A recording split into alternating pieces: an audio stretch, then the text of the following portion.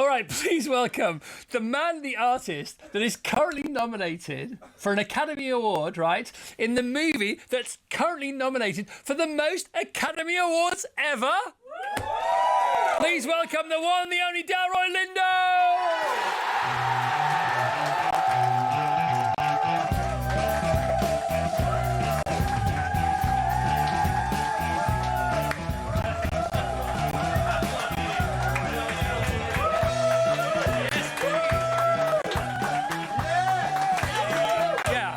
Thank you, Delroy. Thank you.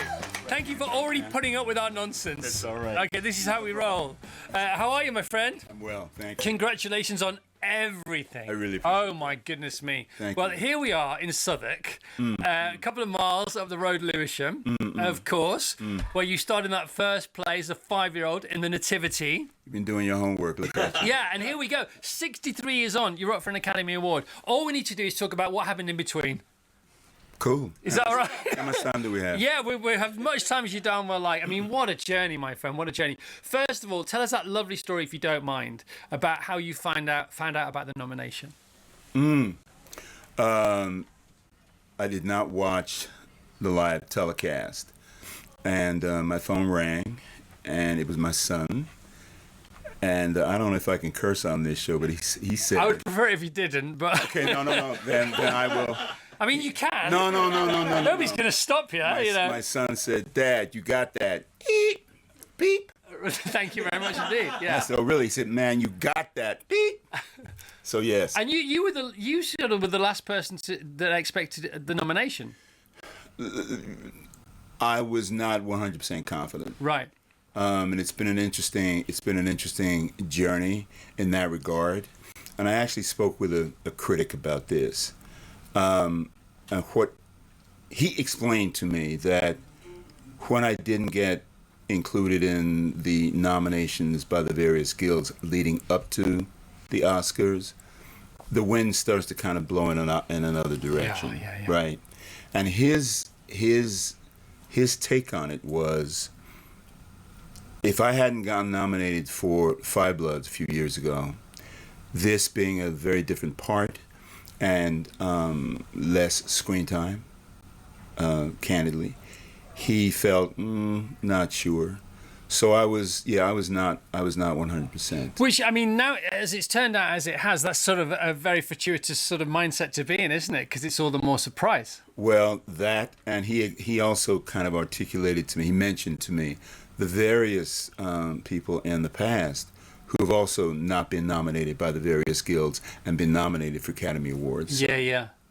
Interesting. And is it also true that once your son made the call, you then checked your phone for text messages and you 179? 179. Yeah. I mean, if you want confirmation, there you Yeah, really. Yeah. I figured, something's up here.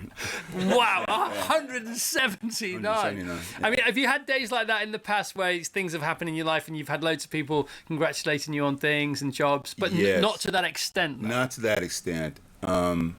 And ironically, I received multiple texts when Sinners came out. Yeah. And that's when I started. That's when I had the thought, oh, this is special, because a lot of people were texting me and telling me not only that they had enjoyed the film, but the content of their commentary was such that it wasn't just, oh, I liked it. It went into depth about how the film had touched them. Yeah, gosh, it's so amazing. Your journey, your story. I mean, that's a movie anyway, isn't it? Your story. Any producers out there? Yeah, you're available now, but well, you might not be. Geez, how since the nomination, how does that change your career? Even considering what you've achieved already. Right. How it will change my career? Only the future will. Has it already though? I've been doing a lot of interviews, man. Yeah, sorry about that. And here comes another one. I'm just trying to think of some questions you haven't been asked. There are what has changed, kind of, sort of, obviously, I guess. What's changed is that I'm doing a lot more interacting with the press, right? Specifically in context of having gotten this nomination. Uh-huh. Talking a lot about the film, trying not to get really bored with the sound of my own voice. Yeah. But I never get tired of talking about the film. But in terms of work and my career, we'll see. We'll see what happens. Okay. Should we talk about Star Wars? Because we might not be sitting here were it not for Star Wars. You completely lost me. I know. Thank goodness. Because of you were understudying for James Earl Joyce, and he went up. James Earl Jones, yes. James Earl Jones. Yes. All right. Now I'm with you. Yeah. So yes, I got to make my Broadway debut with a very good friend of mine, Danny Glover, in a play called Master Harold and the Boys back in 1982. Now I say 1982. I started when I was 3. So just I started acting when I was. That was a joke. That's why I never do comedy, man. That's why I never do comedy. It never works. But you have got one of the best laughs in show business. I'm so glad you started laughing, because I was nervous for us. I said, so for all you watchers out there, I said I started when I was 2 and I got blank stares. What is he talking about? Anyhow, in 1982, yes, James Earl and Danny were doing.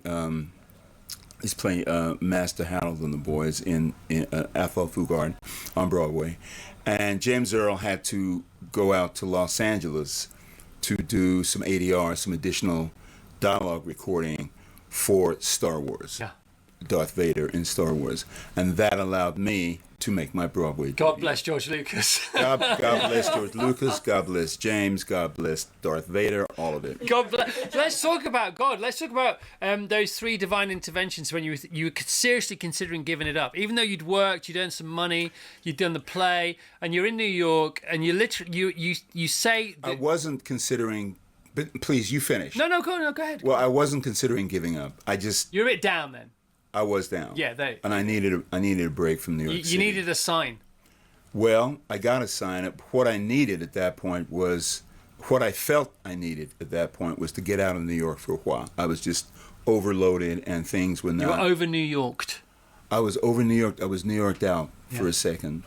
And you've probably heard that a friend of mine, Denzel Washington, I was talking to Denzel, and he encouraged me not to leave. Yeah. And there was that. And if you're speaking about sign from God, you may be thinking about another story that I told. Yeah, well, there's messengers, that literally the courier. Well, that. Yeah. Yeah. This was another time, and I'm in New York City. I'm parking my car on Park Avenue, and the courier, the bike messenger, spies me, sees me, and does a double take, turns, comes back, and he says, "You're an actor, right?" I said, "Yeah, bro, yeah." He says, "You know what I like about you in the movies, man?" Careful. I won't. I promise. He said, "You know what I like about you in the movies?" And I said, "What, bro?" And he said, "Don't nobody F with you." And he didn't say F with. He said the word. He said, "Don't nobody F with you in the movies, man." And that was absolutely, I considered that to be a sign, a message that I should keep going. Yeah, I call it the 3 C's with you, because there was the courier, the cab driver, and the crossover guy. Cab driver, yeah. I'm not sure if he was driving a cab. He was in a vehicle. Right. It may have been a cab, but he was in a vehicle and stopped at a red light in New York. And I'm walking down 6th Avenue. I was walking down 6th Avenue after having just come from an audition for a TV show that I knew I was not going to get the part, but I had done a really good audition. And I'm standing at the light, waiting to cross. He stops. He looks at me and says, "You're an actor, right?" And I said, "Yeah." And he said, "Man, I don't know what's happening with your career, but you're good, man. Don't stop." It was words to that effect. Yeah. And that absolutely I took it. And we had 2 sisters on the other week talking about a book called Glimmers, and it's those moments in life where you're just present enough to see what's good for you and what you need in the moment. Absolutely. And they really work, don't they? Because they are only glimmers, but they're so much more powerful than that. Absolutely. And they you know, one interprets them. We all interpret these things differently. For myself, it was absolutely a sign. And these are the moments in life that where you get a little nudge, you know, that says, just keep going. No matter what's happening in this present moment, keep going. Just keep on keeping on. That's the right. thing, isn't it? Absolutely. And auditions. All the audition stories, you just kept going up for them. Fail to plan is planning to fail. So you just do your best. You do your best. Always do your best. And as long as you did what you could, you went away from auditions thinking, well, you know, that was it. I gave everything I've got. I've learned from it. They've seen me. I've seen them. You know, and on we go. It's not necessarily articulated like that, but certainly there's a process. Excuse me. There's certainly a process in which one comes to terms with, internally. One comes to terms with whatever it is that's transpired, and you come to terms with it in such a way that you can do the next audition. Yeah. And often that involves you going the extra mile, putting rocks in your shoes. That was the audition. It was the rocks. I had been called in to audition for something called it was ER. Was it No. LA It was LA Law. Yeah. It was LA Law, and it was not to replace the actor Blair Underwood, but they were revamping the cast, and I had this tape started playing in my head. I'm not going to get this part. I don't look anything like Blair. The Blair look is what they're looking for. I am not looking like Blair. But anyhow, yes, I had this.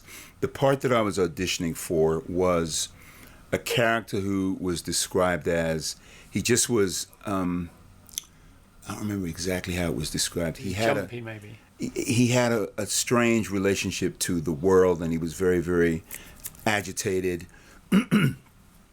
And I had this idea the night before I did the audition, to put rocks in my shoes so that I would not be comfortable, so that as I walked around, I would not be comfortable. And that's what I did. And as far as I'm concerned, it worked really well because I did a really good audition. It was one of those auditions that, and I've only had maybe 3 in my whole career where I felt I absolutely did the best I could. Yeah. I absolutely did what I intended to do in the room for the producers. And I will not say that it doesn't matter whether I got the part or not, because I wanted the part. But if I didn't get the part, I really genuinely felt I did as much as I could do. Yeah. And that's when I was walking down 6th Avenue, and I had that interaction with the gentleman behind the wheel of the car. Love it. Did you have to audition for the Nativity when you were 5? Or were you straight in? Yeah, man. I had my agent call. When you are cast in the Nativity as a kid, you do want a good part. You don't want to be the sheep. But you know what? Come on. I didn't realize it at the time, but I had an advantage because I was the only black kid in the school, and I played the Black King. Yeah. So they kind of sort of didn't have a choice but to cast me. Imagine if they hadn't. If they had not cast me, if I had not been cast in that, then the trajectory of my life could have been And very so different. the teacher, your teacher said to another kid, Michael Penny. And you know what? Listen, let me just say this. If Michael Penny is still around and has heard me invoking his name over and over and over again and telling the world that he couldn't remember his lines, I'm sorry, man. I apologize. I apologize. Well, do you know what? We tried to find him yesterday. You did not. We did. We put a bit of research. Like, for real? We were going to try and bring him in or put him on the phone, as long as it didn't make you feel uncomfortable. Oh, wow. But we couldn't get to him in time. But Wait. Is he still... I don't know. How far did we get, Jane? We found some people from your primary school. for real? Yes. But not Michael Penny. Yeah. Not Michael. You know why? Because Michael Penny is hiding, man. He's embarrassed. So I'm not going on and... Poor old Michael Penny. If you do win the Oscar, right, please thank Michael Penny. I absolutely... Well, you know what? Please. Here. A penny for your thoughts. Okay, penny for my thoughts. Here. I have heard the acceptance speeches are timed. Yeah. And they start. You probably noticed they start playing music when they want you to get off. They do. So I'm not sure that I will have time to thank Michael Penny. However, Yeah. if you all find Michael Penny, Yeah. give me a contact, an email or something, Yeah. and I absolutely will reach out to him. I mean, Promise. When the music starts playing on Oscars night, when you win, not if you, let's manifest this. When you win, right? When you win, Delroy. God bless you. When the music starts, and Just you know, talk louder. Just talk louder. Just talk louder, and then because then they turn it up louder, don't they? Because They do. Yeah. So when they turn up really loud, just go, and Michael Penny. Will you do that, please? That's a good idea. I beg you. I can't promise, but that's a Come good on, idea. of course you can promise. Michael Penny, man. And so the teacher says to poor Michael Penny, he couldn't remember his lines. He probably runs the world now or something like that. Dig it. Let's Exactly. hope he does. Let's hope. Yeah. How was Michael Penny as a school pal? Was he a dude? He was not a pal. I mean, he was not. I remember, actually, ironically. I believe it's the Michael Penny No, show. this is the Michael Penny show. Yeah. I remember what he looked like, Yeah. but it's not like we were Yeah, yeah. friends. He was playing King Herod. Yeah. And when it came time to start, the time during the production when we were supposed to be off book, Yes. we were supposed to have committed the lines to memory. He couldn't remember. I love the fact you're now applying a term that you learned off book to when you were 5. Yeah, how about that? It's so funny. Yeah, how isn't about it? that, right? So, and then the teacher says to Michael, "Do it a bit more like Delroy." Yes. And your ears pricked up, and you thought, what does that mean? Well, she said there were a couple things she said. She said words to the effect, "Do it like Delroy," and the way he. She didn't say project, but she said the way he says the words. Yeah. Everybody can hear him, which is projection. Yeah. And she made a reference about the way I carried Uh-huh. my bearing, the way I was carrying myself, and that was, even though I didn't interpret it as such at the time, a light bulb went off. Yeah. And what I've said to various of your colleagues, I believe it was being affirmed in that way that made me start to. I felt confident. Yeah, completely. And that was it, wasn't it? But listen, we've all had those moments, right? Yeah, Have we totally. not all had those moments as children when something happens and there's before the event and Yeah. there's after the event, and So we've all true. had that. So right? true. So Yeah. true. So let's fast forward to a couple of years ago now. Another. Is it chance? I don't know. I've got no idea. You know, do the right things and hopefully the right things will keep on happening. And then you make yourself a big target for good things to happen too and things like that. Is it true that had you not lived 15 minutes away from Ryan, you might not be in the film Sinners as well? No, that's not exactly true. The fact that Ryan and I we live 15, 20 minutes from each other meant that he would see me around. Right. He would see me in the village where the town where the section of the town where we live. No, I'm not sure that I would not have done Sinners, and you'd have to ask Ryan if you talk to Ryan. I'm not sure what his impression of me was when we would, occasionally bump into each other. So you did see each other in town, Yeah. right? Okay, around the town, shopping and But because I'm an airhead, Right. I would never put it to, oh, that's Ryan. He would say, hey, man. I say, hey, man, how you doing?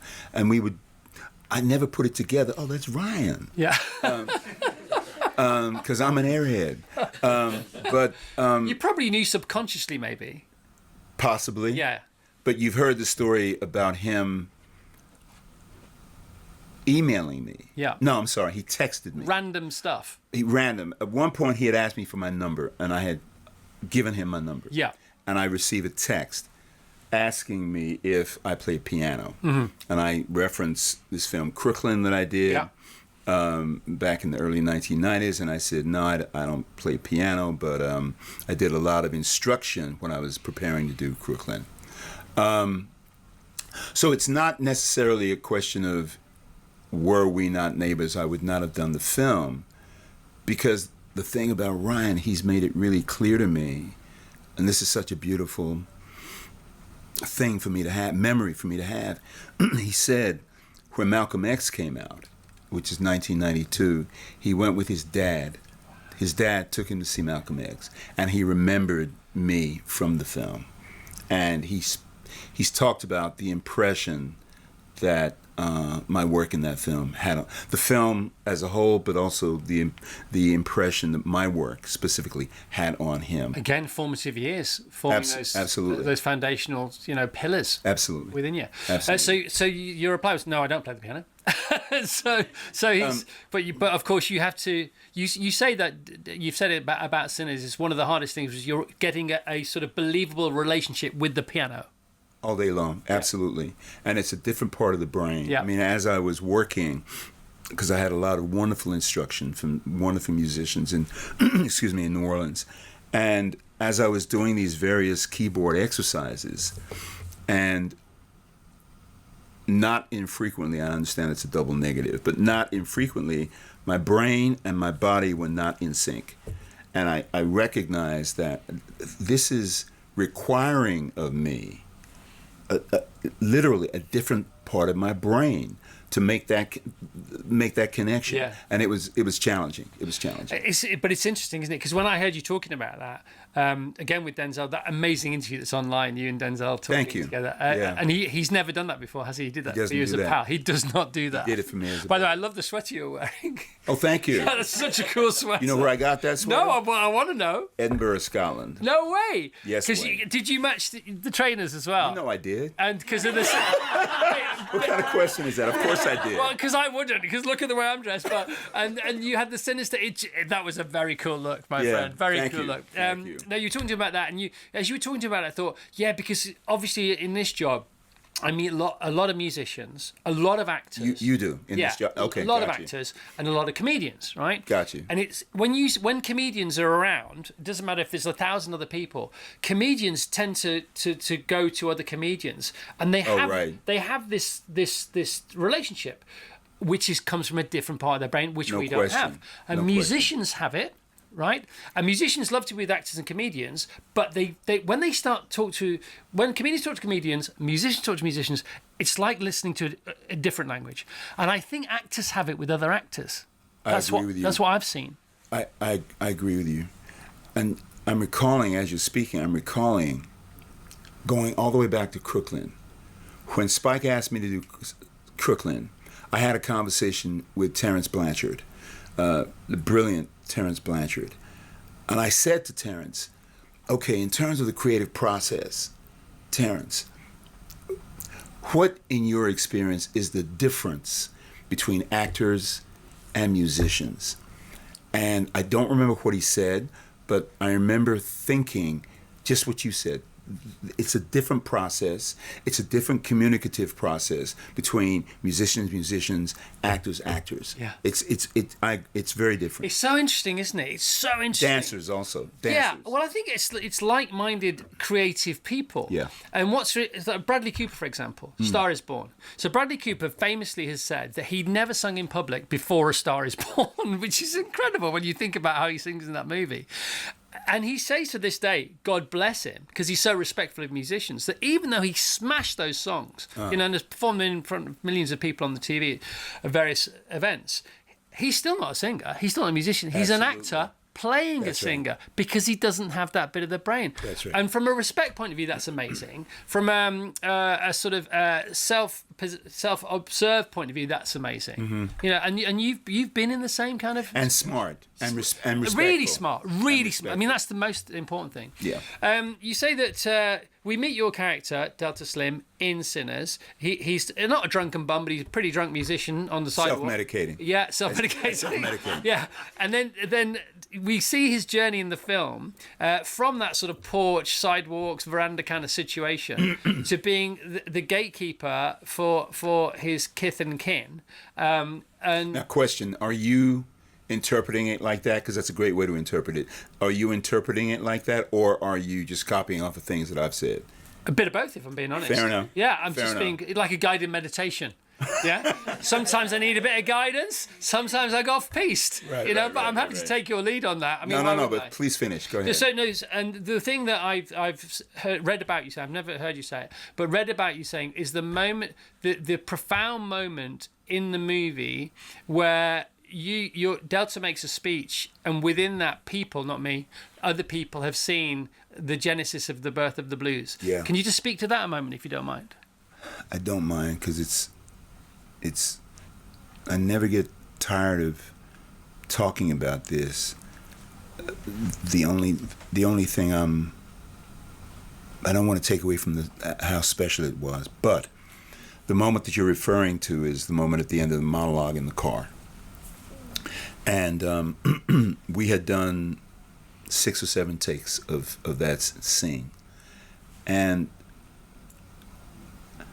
there was some improvisational moments, some things that I'd added throughout the course of the monologue. One of the challenges in that scene was that we had a finite distance to travel in the car, and we had to, if we got to the end, we had to turn around and go back in the direction in the opposite direction and start the scene again. And on the probably 6th or 7th take, Michael B. Jordan, who plays Stack and Smoke wonderfully, Mike didn't stop the car. We got to the place where we were supposed to stop, and Mike didn't stop because the rhythm of the scene was such that we were really in rhythm with what was happening. And Mike veered off to the dirt road and kept going. And because the camera was mounted on the car, we were able to just keep going. And what that did was it allowed me to more fully feel what I was feeling in the moment. And that's what, and more fully feeling what I was feeling produced that final moment, the holla, the going into song. And we turned around and we did the scene maybe once or twice more, incorporating that moment. And one of the most affirming, gratifying aspects for me of being in this film is that audiences have said in that moment they saw the birth of blues music, which is an extraordinary thing. Yeah, it's a wow moment. And it was all meant to be, wasn't it? Because he carried on driving, and you had this sort of confidence that you'd nailed the scene anyway. Actors never, I never feel like I've nailed it. However, I never feel like I've nailed it. But let me tell you do quite a lot, so congratulations. Thank you. But what I did feel was a groundedness in the moment, in the scene, a real groundedness and a sense that something beautiful and special had happened. And something was flowing through you. No question. And there was more to come, and so you carried on. That's exactly right. And I would be remiss if I did not say that I may have been the conduit for that moment, that final moment. Yeah. But all of us were working in concert at that point. Mike veering off and continuing to drive the car. Sammy, Preacher Boy Miles, we were all working in concert. The fact that the cameras continued rolling meant that Ryan was sufficiently in tune with what was happening that he kept the cameras rolling, and our brilliant director of photography, DP, Autumn Derald Arkapaw, had enough sensitivity. She's brilliant, by the way. I don't know if she's scheduled to come on here, but she's brilliant. We'll get her on. Get her on. Book her, Jano.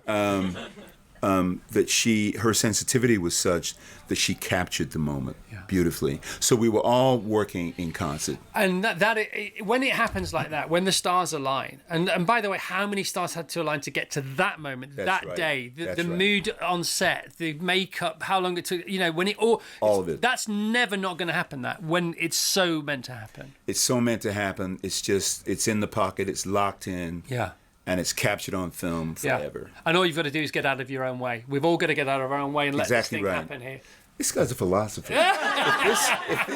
If your day job doesn't work, man, you philosophy.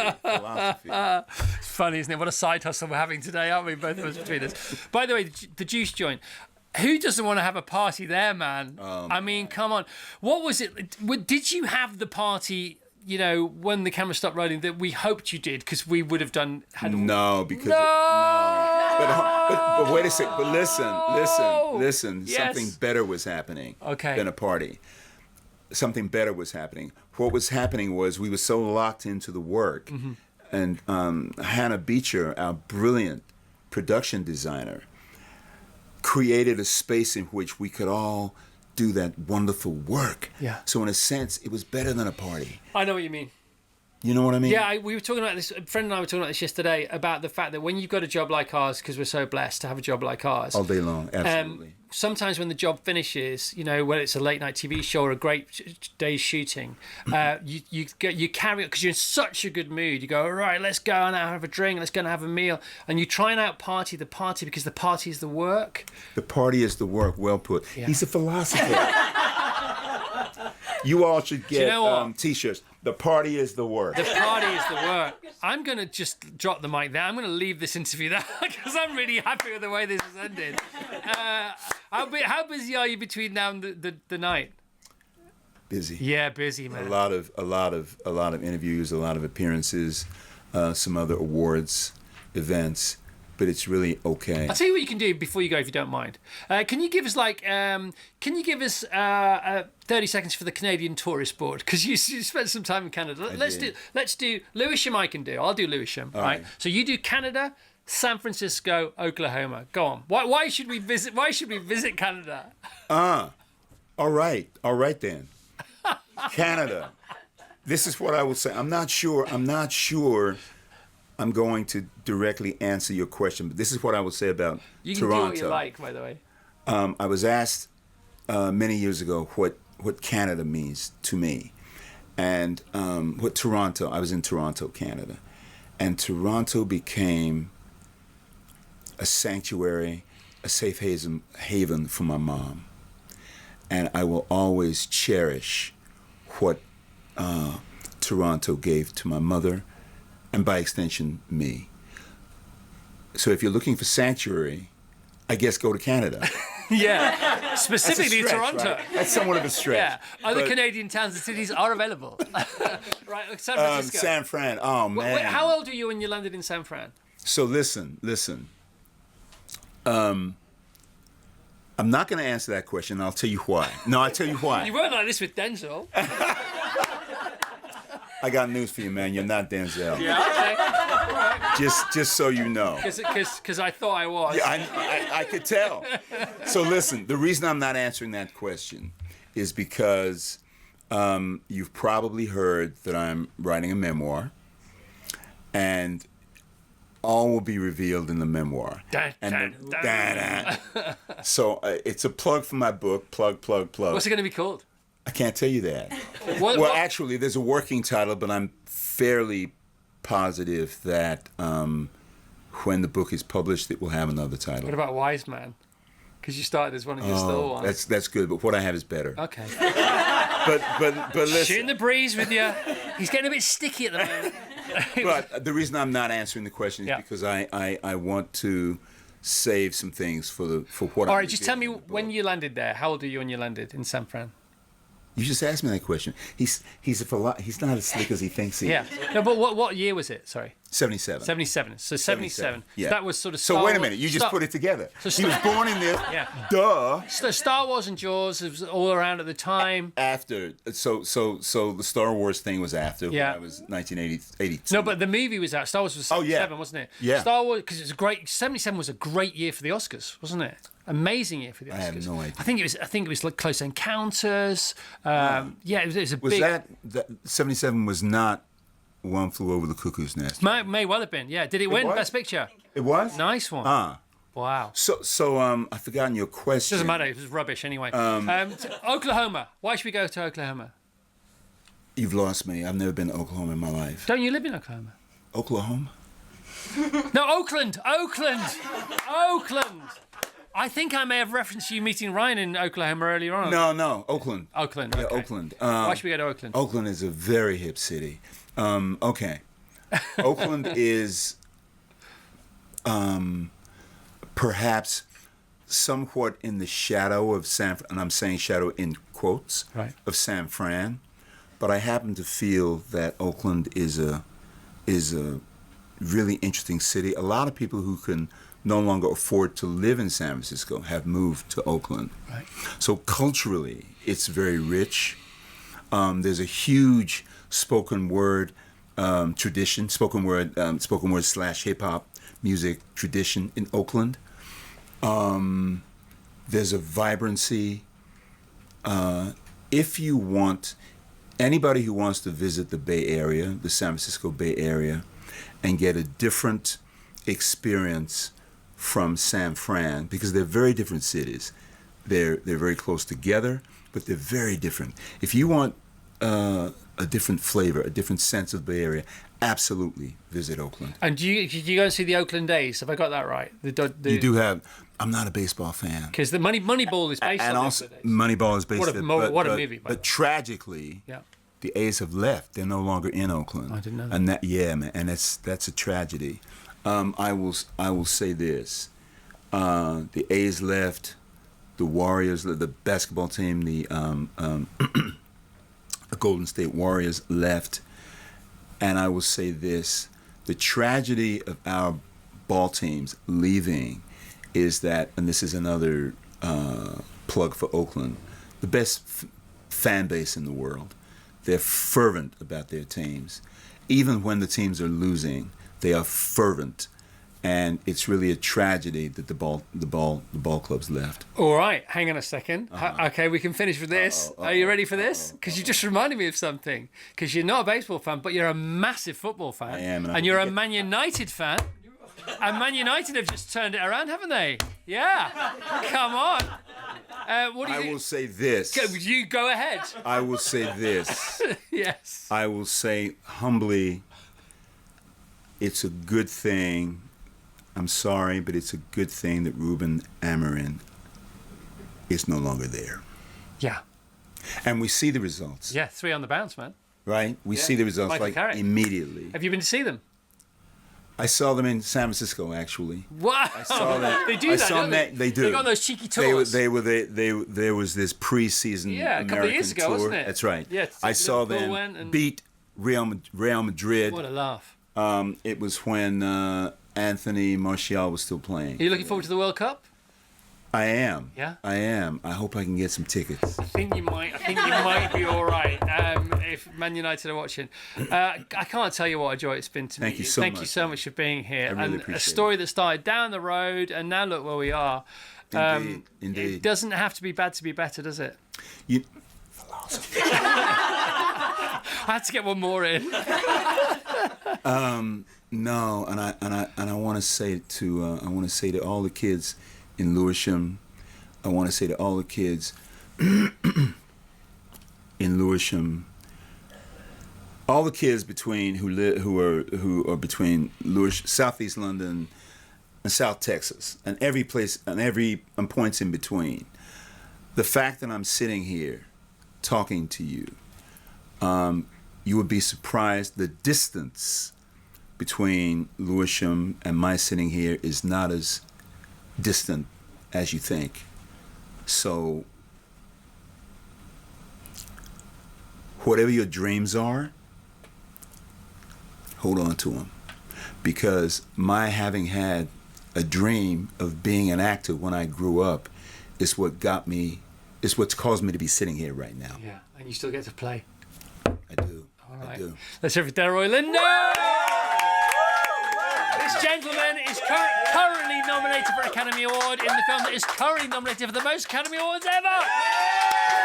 It's Sinners. We did it. Thank you so much.